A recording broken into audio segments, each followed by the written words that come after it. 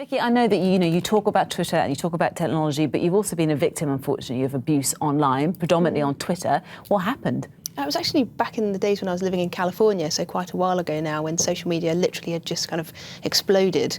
Back then there was even less policing than there is now. It really was kind of the digital Wild West. I had another big wave of it around the Women and Banknotes campaign. Obviously my friend Caroline Criado-Perez had a much harder time than I did, but I had a little bit myself, and with death and rape threats, it just really leaves you feeling very wounded. And it does change your life. You decided to leave America because of it, is that right? It was one of the factors, yeah. Over there I was really engaging in social media and blogging, and living over there on my own in a foreign nation, you can feel very vulnerable. People that got abusive on the digital spheres actually started to find me physically. People showed up actually at my church and in my street that had stalked me on Twitter, and that was the point where I thought, I'm going to move back to the UK. No, but you're very active on Twitter, aren't you? And I know that you regularly retweet abuse and attacks yes, as a kind of a form of attack yourself. Why is that a good idea? Well, I think sometimes it can bring light onto the issue. So rather than suffering in silence as a victim, and part of my... Does it prevent the Well, I think it might do doing me. Some people would say it gives profile to the trolls, but as part of my academic work, I like kind of seeing what happens and the different ways people respond. And I've found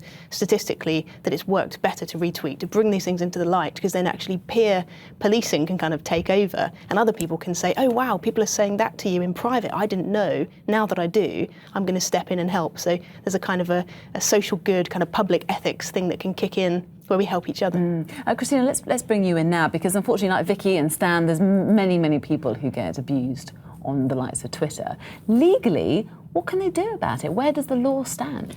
You've got to draw a big distinction between crimes on Twitter and just abuse, and I'm afraid What's the difference? Well, if you're talking about racial abuse, being racist is not a crime in this country. Holding offensive opinions is not a crime.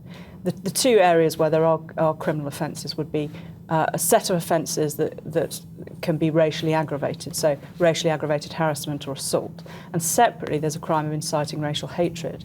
But the CPS guidelines about that say inciting hatred is a very high test. It doesn't mean stirring up hostility. It doesn't mean stirring up offensive opinion. It means inciting hatred. So if there's a crime, then that's something that falls within the remit of the police. Okay. Equally, the sort of tweeting that you're talking about, where you've got people turning up at your house, and the sort of threats that Stella Creasy and Caroline underwent, where you've got threats of physical harm. That's obviously a crime for the police, but basic nasty abuse, as abhorrent as it is not a crime, and we don't want the police wasting their time dealing with it. Twitter have come under attack today. They wouldn't come and talk to us, but they did give us a response, and it basically goes along the lines of direct targeted abuse and specific threats of violence are against our rules. Our trust and safety team work 24 hours a day to respond to reports, and we're increasing the size of this team to make our response time even faster. They also went on to say that they don't talk about individual cases. So, for example, Stan Collymore. I mean, do you think that's enough of a response, or do you agree with Stan Collymore that 6 weeks is far too long for someone like Twitter to get back to him? I think it's really tricky. I have a lot of respect for the people at Twitter, and I think in these particular cases we can see the difficult parts of it. 6 weeks to respond to a if you think police about report? the magnitude of the size of their organisation and also the good that they're providing, these instances can highlight the struggles that they're facing, but I think we should allow those to kind of make us damn the whole company, and that is what I feel like has been happening over the last few days. People are getting very angry, saying it's Twitter's fault.